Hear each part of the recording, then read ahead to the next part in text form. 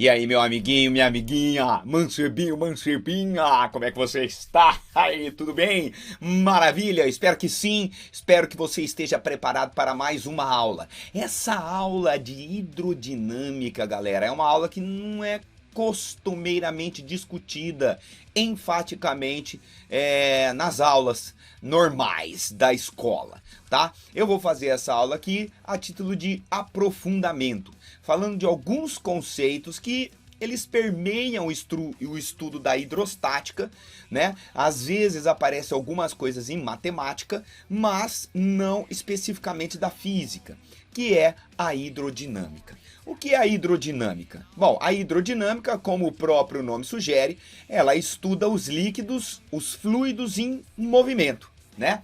E esses fluidos, galera, eles têm algumas propriedades que são importantes na hora do estudo do seu escoamento, vamos dizer assim, né? Os líquidos, eles podem ter uma viscosidade, tá? Essa viscosidade, elas estão associadas às forças de coesão entre as moléculas desse líquido. Quanto mais intensas forem essas forças, mais viscoso é aquele líquido e vice-versa. Já nos gases, essa viscosidade é sempre muitíssimo pequena e está relacionada com as colisões intermoleculares. Então, se você pegar dois líquidos, por exemplo, a água e uma resina ali, a gente pode perceber enfaticamente que a resina é mais viscosa, né? Então, vamos meio que simplificadamente dizer que é mais difícil o escoamento de um líquido que é mais viscoso, tá? E falando em escoamento, a gente tem algumas características de escoamento que nós precisamos conhecer. Bom, quando a gente fala de escoamento de fluidos, de líquidos, ele pode ser compressível, esse líquido, esse fluido, ou incompressível. O que é um líquido ou um fluido compressível? Quando ele, ao propagar, ao escoar, a sua densidade varia, né, durante o escoamento. Já o que é incompressível, a sua densidade não varia. A gente vai trabalhar muitíssimo com líquidos incompressíveis, beleza? Né? No nosso estudo o foco vai ser mais nisso daí. Como eu disse, né, os líquidos eles serão considerados incompressíveis, agora os gases eles são considerados incompressíveis quando a sua densidade varia menos do que 5% durante o escoamento, né? Então, isso acontece, como está escrito aí, em geral, quando a velocidade do escoamento desse gás é baixa, é pequena.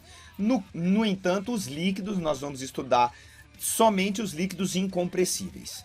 Além disso, galera, a gente pode ter alguns tipos de escoamento. O laminar, que a gente considera que as partículas, como o próprio nome diz, né, propagam como lâminas, então de forma suave e ordenada, ok? O turbulento, que é psicodélico, as partículas vão propagando caoticamente, como, sei lá, num rio, sei lá eu, tá?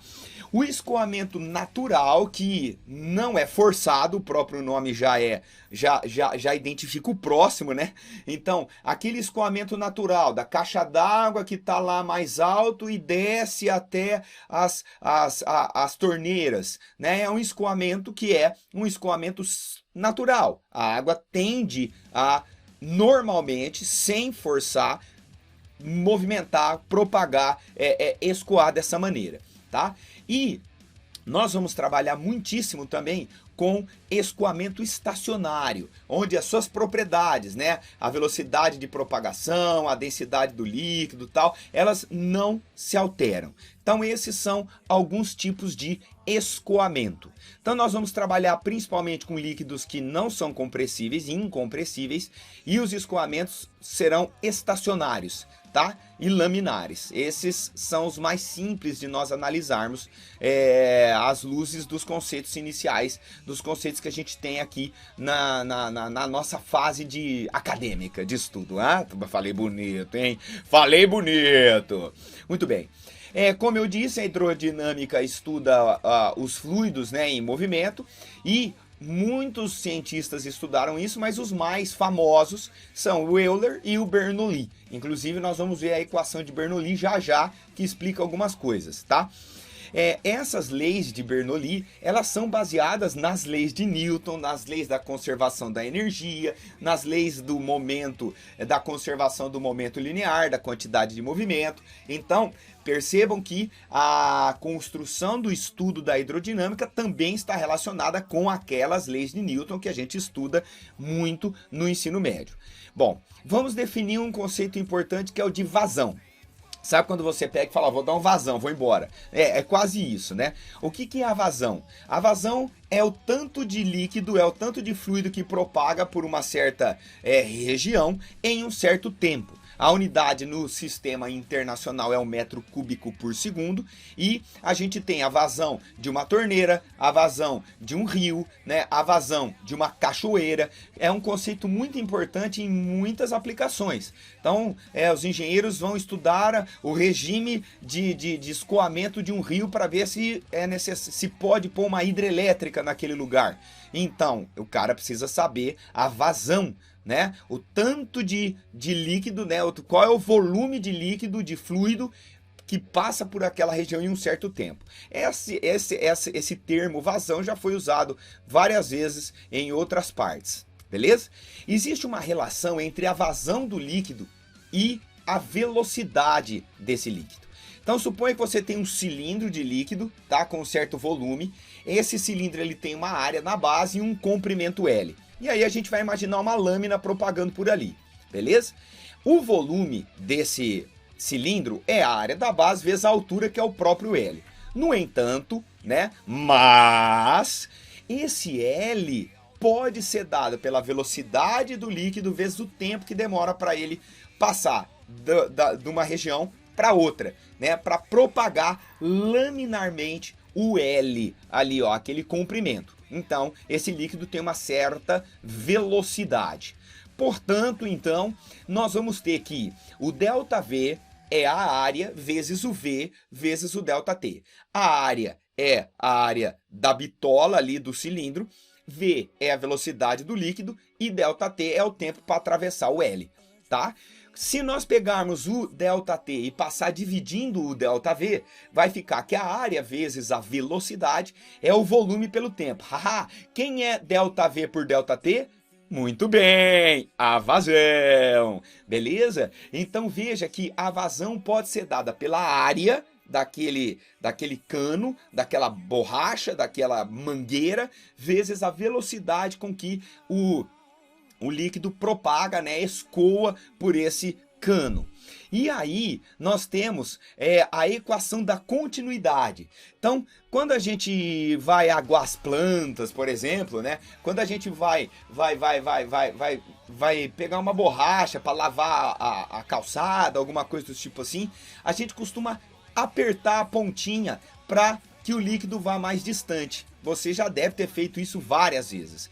Isso está relacionado com a equação da continuidade. O que isso quer dizer? Olha que legal. Sendo a vazão constante, o tanto de água que passa pela mangueira em um certo tempo constante, se você diminui a área ali da bagacinha, você vai ter uma maior velocidade. Por isso que ao apertar ali na borracha e diminuir a área por onde aquele líquido está passando, ele vai sair mais rápido. Você não encheria um balde de água mais rapidamente, certo? A gente às vezes tem essa sensação, vou apertar aqui porque vai sair mais água, vai sair mais rápido, vai encher mais rápido. Não, não vai encher mais rápido.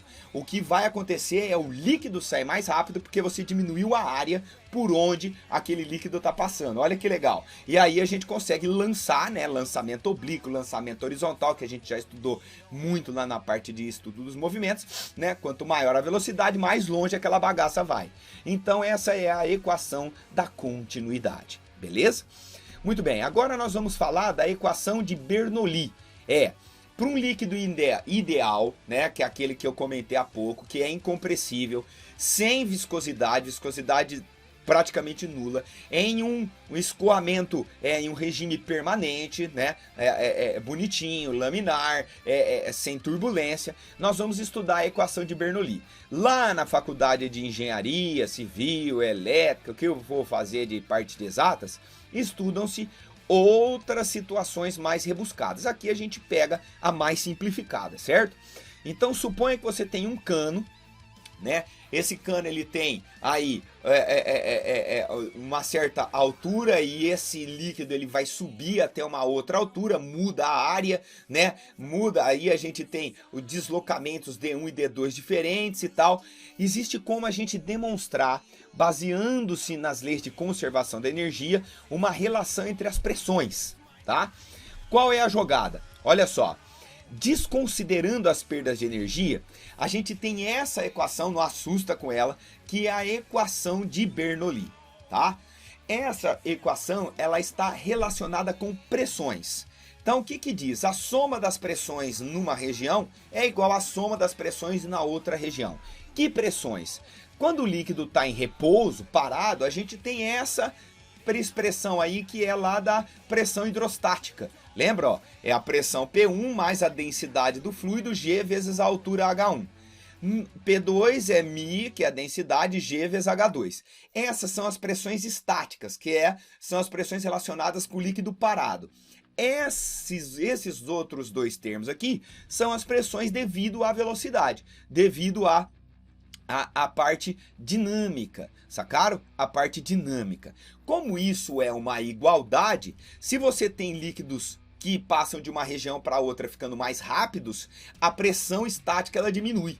Quanto mais rápido, menor a pressão. É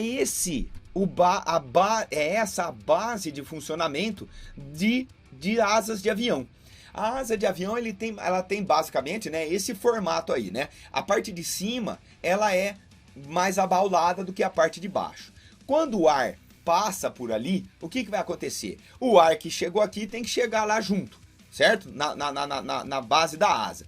Então a velocidade V1 em cima é maior do que a velocidade V2 embaixo.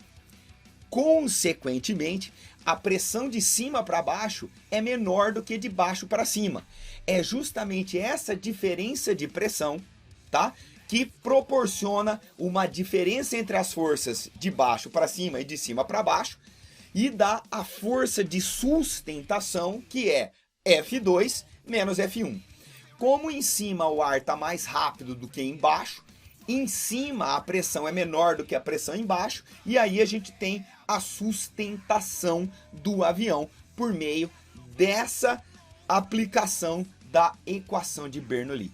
Olha que legal que é essa explicação, essa aplicação dessa equação de Bernoulli. Aonde é mais rápido, você tem uma pressão menor. Manja quando venta, né, fora assim, e aí a cortina ela acaba indo para fora da janela? É a mesma ideia. Manja quando passa aquela ventania e os tetos eles acabam sendo arrancados, eles acabam subindo assim, sendo arrancados, lógico, é catástrofe, né? É a mesma ideia. Quanto mais rápido, menor a pressão, e aí a de baixo para cima acaba vencendo a de cima para baixo. Essa força vertical de baixo para cima faz a sustentação da parada. Belezeira? Então essa é a equação de Bernoulli, uma aplicação muito interessante dessa equação de Bernoulli. Existem outras aplicações que podem também ser dadas por conservação da energia mecânica. Então, tipo assim, a velocidade com que um fluido sai ali de um buraquinho, né? Então a gente sabe que se existir uma diferença maior de altura, né? Que é o H ali que tá aparecendo, ó, que é a diferença maior de altura, vai sair mais rápido, aquele líquido vai mais distante e tal. E o tubo de Pitot também é uma aplicação da conservação da energia e da equação de Bernoulli, tá? Então só rapidamente a gente tem aquela altura H mais a altura da pressão aqui, deixa eu escrever aqui para vocês, ó, deixa eu escrever aqui para vocês. Então esse é um tubo onde tem um líquido escoando para lá, a gente tem o tubo de Pitot que tá aqui, ó, com a sua boquinha no sentido contrário da velocidade. Aqui a gente tem um piezômetro e um manômetro que medem as pressões essa pressão aqui estática, e essa é a pressão devido ao escoamento, beleza? Então, H é a carga de elevação, ou seja, é a pressão onde as moléculas de água, de líquido, né? A gente fala água, mas é o líquido. É ali bem na base do tubo do pitot. Aí a gente tem a H, que é a altura dessa carga de pressão, que no caso está expressa em modo de altura, mas se você pegar pressão DGH, você vai lembrar que uma coluna de líquido aqui, ó, a pressão dessa coluna de líquido pode ser expressa pelo tamanho dela, beleza? E a outra parte é a carga de velocidade, que é medida aqui nessa altura, que está relacionado com a velocidade de escoamento desse líquido, belezeira? Desse fluido. Então, essa soma H pressão mais H velocidade é a altura do tubo inteiro de pitot, tá? Quando a gente tem essa expressão, a gente está mostrando a altura que fica, né, o tubo de pitot dependendo da velocidade de escoamento. Então, quanto maior for a velocidade de escoamento do líquido, maior vai ser essa altura aqui, ó, relacionada com a pressão dinâmica, né, relacionada com a velocidade aqui desse fluido. Isso dá para medir velocidade de vento, velocidade de avião e assim vai. São várias as aplicações. Então, meus amores, meus amigos, minhas amigas, esse é o estudo da hidrodinâmica. Conceitos básicos, conceitos iniciais de hidrodinâmica. Espero que você tenha curtido. Fique na luta. Vamos em paz e que o Senhor nos acompanhe. Valeu!